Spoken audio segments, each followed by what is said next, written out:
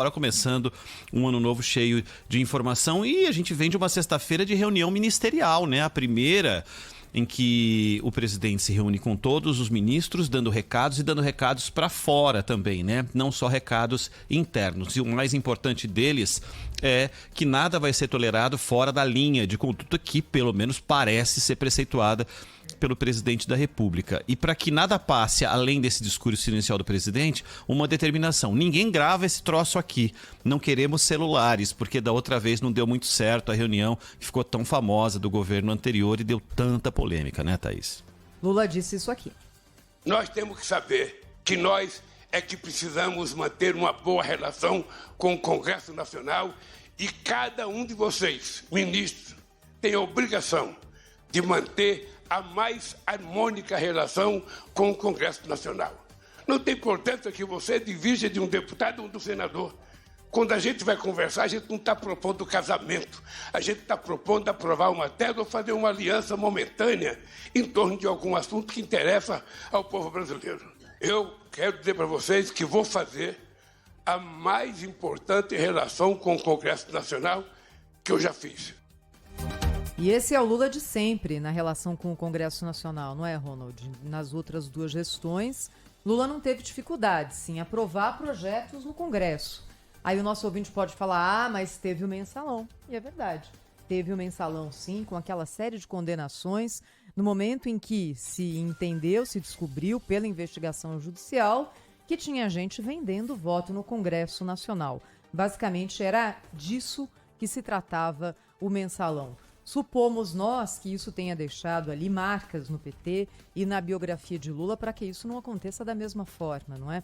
Até porque naquele momento as grandes apostas do PT para, por exemplo, a sucessão de Lula ou para a ocupação de outros cargos nas esferas estaduais, todos caíram por terra junto com o mensalão.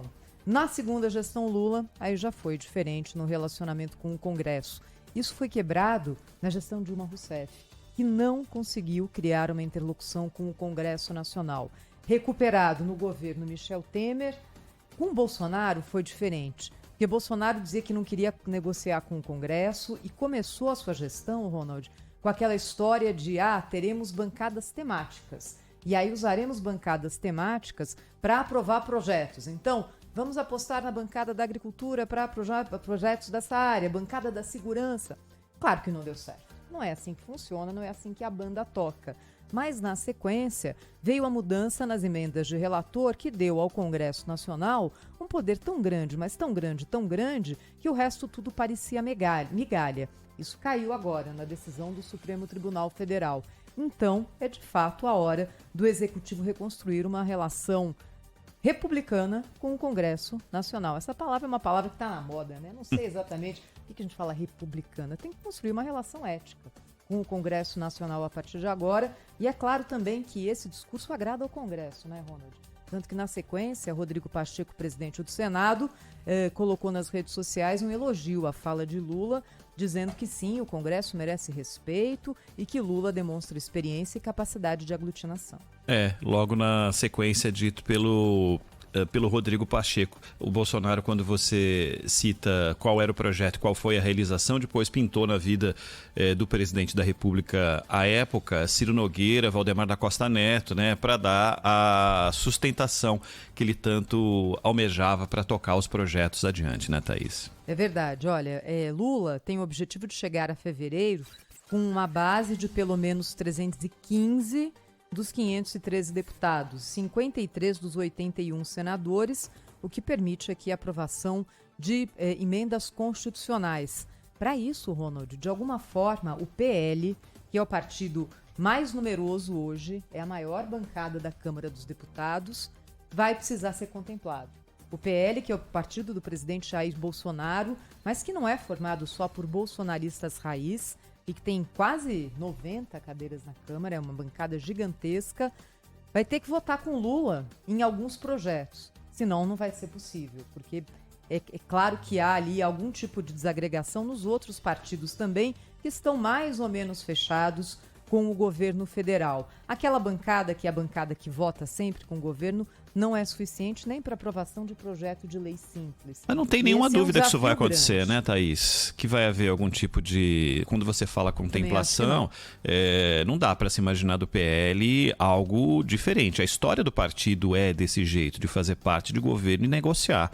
Não se confunda o PL com a parte bolsonarista, raiz do PL, porque o presidente saiu do PSL. Porque se fosse for uma questão só de legenda, estaria em outro, né? O PL é desse jeito e desse jeito deve fazer. Verdade. O presidente Lula ressaltou que o PT precisa entender que a campanha terminou, é hora de governar. Somos um governo de pessoas diferentes. E o que é importante é que a gente, pensando diferente, tem que fazer o esforço para que na construção do nosso processo de reconstrução desse país, a gente pense igual, a gente construa igual. Não é o Lira que precisa de mim, é o governo que precisa da boa vontade da presidência da Câmara. Não é o Pacheco que precisa de mim, é o governo que precisa, de um bom relacionamento com o Senado. E assim, nós vamos governar esses 4 anos. E tudo claro que vai ter o viés econômico. Se a economia não andar, não adianta nada ter boa relação com esse ou com aquele interlocutor, com esse ou aquele setor.